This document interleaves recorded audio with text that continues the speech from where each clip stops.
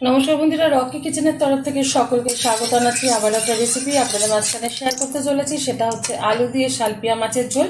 তাহলে চলুন দেখে নেওয়া যাক আজকের রেসিপি। ওভেনে একটা কড়াই বসিয়ে তাতে দিয়ে দিয়েছি কিছুটা পরিমাণে সর্ষের তেল, আর এদিকে আগে থেকে দেখিয়ে দিচ্ছি একটু।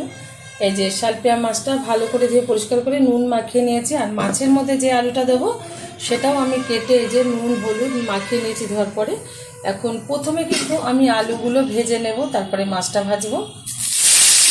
আলুগুলো ছেড়ে দিলাম, এবার সুন্দরভাবে লাল লাল করে ভেজে তুলে নেবো আলুগুলো একটা পাত্রে। আলুগুলো লাল লাল করে ভেজে তুলে নিয়েছি একটা পাত্রে। এখন এই তেলে দিয়ে দেবো খুব সামান্য পরিমাণে একটু হলুদ গুঁড়ো, যেহেতু মাছে কিন্তু হলুদ মাখায়নি সেই কারণে হলুদ গুঁড়োটা ব্যবহার করলাম।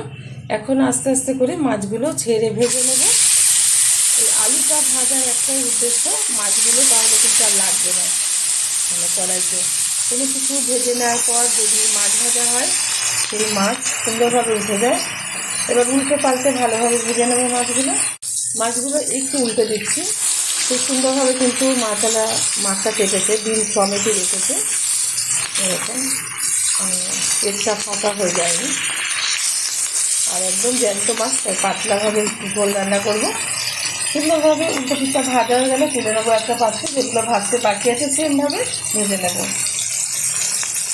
সব মাছগুলো আমি ভেজে তুলে নিয়েছি একটা পাত্রে। এখন দিয়ে দেবো তেলের মধ্যে কিছুটা কালো জিরে ফোড়ন, আপনারা গোটা জিরেও ব্যবহার করতে পারেন।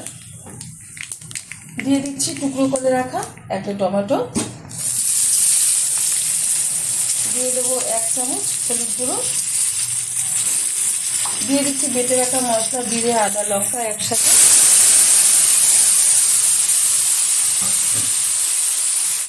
এখন দিয়ে দেবো পরিমাণ মতো লবণ। যতটা ঝোল রাখবো সেই অনুযায়ী আমি লবণটা ব্যবহার করছি। আপনারা আপনাদের পছন্দ অনুযায়ী বা পরিমাণ বুঝে ব্যবহার করবেন, আর ঝালটা যা যা পছন্দ অনুযায়ী ব্যবহার করবেন, কম বেশি। ভালোভাবে কষিয়ে নিচ্ছি। মশলাটা ভালোভাবে কষানো হয়ে গেছে, মশলা থেকে তেল ছাড়া শুরু হয়ে গেছে, মানে মশলাটা ঠিকঠাক কষানো হয়ে গেছে। এখন মশলার মধ্যে দিয়ে দেবো পরিমাণ মতো জল। আমি বেশি ঝোল করবো না, মানে রাখবো না, সেই অনুযায়ী আমি জলটা ব্যবহার করলাম। আপনারা আপনাদের পরিমাণ বুঝে ব্যবহার করবেন। দিয়ে দিচ্ছে দেখার সৌন্দর্যের জন্য কাঁচা পাকা লঙ্কা 4টে,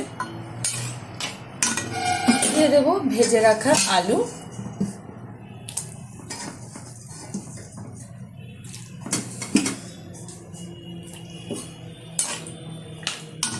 এখন দিয়ে দেবো ভেজে রাখা মাছ। আস্তে করে ছাড়তে হবে, যেহেতু ডিমটা না হলে খুলে যাবে।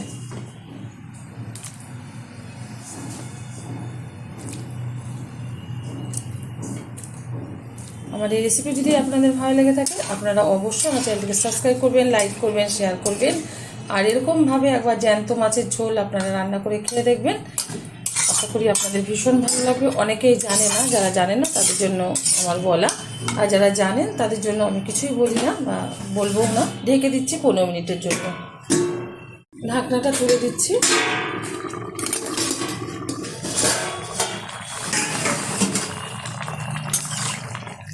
মাছের ঝোলটা কিন্তু হয়ে গেছে, আর আলুগুলো খুব সুন্দরভাবে সিদ্ধ হয়ে গেছে। এরকম পাতলা ঝোলই আমি রাখবো। গরম গরম ভাতের সাথে জ্যান্ত মাছের এরকম পাতলা ঝোল খেতে ভীষণ ভালো লাগে। হয়ে গেছে, নামিয়ে ঢেলে দিচ্ছি একটা পাত্রে। দেখা হবে পরের ভিডিওতে নতুন কোনো রেসিপি নিয়ে। ধন্যবাদ।